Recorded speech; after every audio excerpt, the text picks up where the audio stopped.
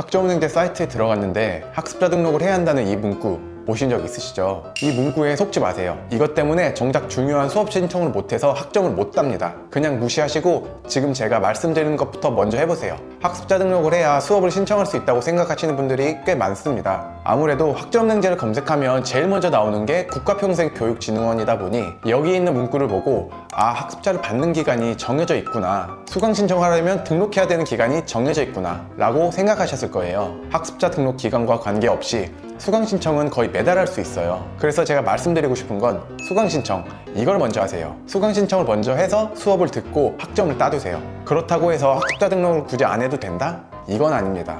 여기서부터 조금 혼란이 오실 텐데 제가 정확하게 이해시켜 드릴게요. 학습자 등록이 어떤 건지, 수업은 어디서 듣고 어떻게 신청하는지, 그리고 나서 따로 더 해야 할 것들은 없는지에 대해 아주 쉽게 알려드릴게요.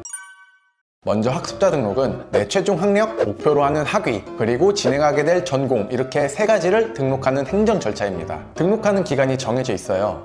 1월, 4월, 7월, 10월에 국가평생교육진흥원에서 할 수 있습니다. 아까 보셨던 사진이 국가평생교육진흥원이고요. 여기는 행정 처리하는 기관이에요. 여기서는 행정 절차들만 진행합니다. 제가 앞에서 학습자 등록을 무시하라고 말씀드렸지만 사실 학습자 등록은 꼭 해야 하는 중요한 행정 절차예요. 반드시 하셔야 하는 절차인데 굳이 학습자 등록을 먼저 하고 수업을 신청할 필요가 없다는 취지로 말씀드린 거였습니다. 실제로 제가 5년 가까이 학점은행제 상담을 진행하면서 학습자분들께 수강 시기를 물어보면 아, 학습자 등록 기간이 4월에 있더라고요. 기다렸다가 4월에 등록하려고 해요 라고 하십니다. 다시 한번 말씀드리지만 학습자 등록 기간이 아닌 기간에도 수강 신청은 언제든지 할 수 있어요. 이걸 모르고 계속 기다리는 분들이 계셔서 조금 안타깝더라고요.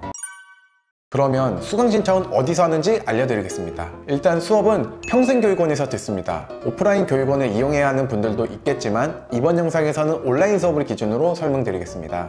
교육원을 찾는 방법은 두 가지 방법이 있어요. 첫 번째, 아까 보셨던 국가평생교육진흥원 사이트에 들어가셔서 교육훈련 기간 조회를 클릭하고 원격 교육을 체크해서 검색하시면 이렇게 많은 교육원들이 떠 있습니다. 여기 있는 교육원에 다 전화해서 수강 신청하시는 방법도 있고, 두 번째 방법으로는 유튜브나 블로그에 학점은행제를 검색하시면 많은 영상과 블로그 포스팅들이 보이실 겁니다.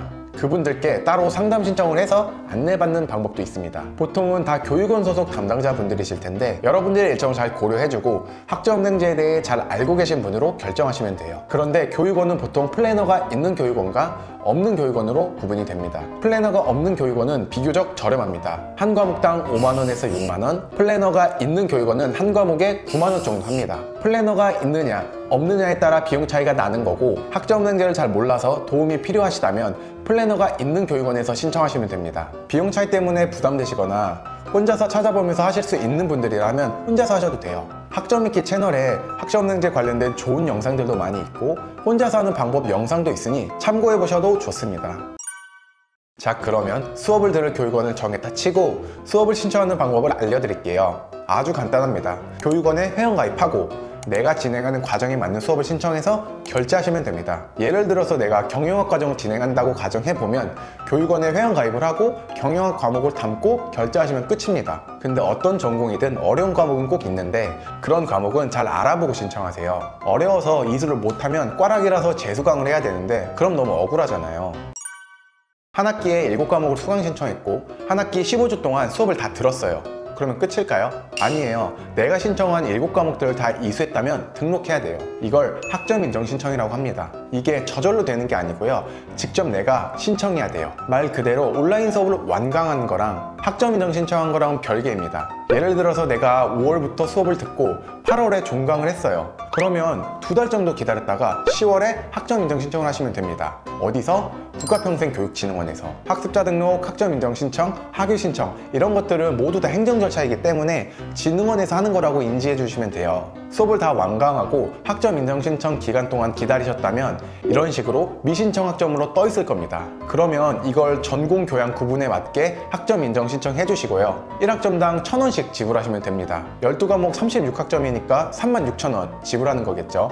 이런 식으로 일정 학점을 다 채워서 학위 요건까지 되신다고 하면 지금처럼 학위 기간에 맞게 학위 신청하시면 됩니다. 단 여기서 조심하셔야 되는 게 있어요. 여러분들이 학점을 열심히 다 땄어요. 근데 학위 요건에 맞지 않게 학점 인정을 신청하셨다면 학위를 못 받으실 수도 있어요. 이것도 예를 들어보면 전문학사 요건이 전공 45학점 이상, 교양 15학점 이상, 일반 20학점 이하 충족시킨 80학점을 채우는 건데 전공 50학점, 교양 10학점, 일반 20학점 이렇게 채우면 학위 요건이 안 맞습니다. 전공 학점은 45학점을 넘겼지만 교양이 15학점이 안 넘었으니까요. 이러면 여러분들이 열심히 학점을 땄음에도 학위를 못 받는 경우도 생기게 됩니다. 그렇게 되면 결국 부족한 학점도 다시 채워야 되고 무엇보다 더 예정된 기간에 학위를 못 받고 6개월 뒤에 학위를 받아야 돼요. 정해진 기간에 학위를 꼭 받아야 되는 분들이라면 정말 큰일이겠죠. 끝날 때까지 끝난 게 아닙니다. 행정 절차 정말 중요합니다. 저 같은 경우는 제 학습자분들의 행정 절차를 일일이 다 확인해드리고 있어서 사실 큰 문제는 없는데 혼자서 하시는 분들은 정말 꼼꼼히 끝까지 잘 체크해주세요. 여기까지 여러분들이 조금 잘못 알고 계셨던 내용들과 학점능제를 진행하는데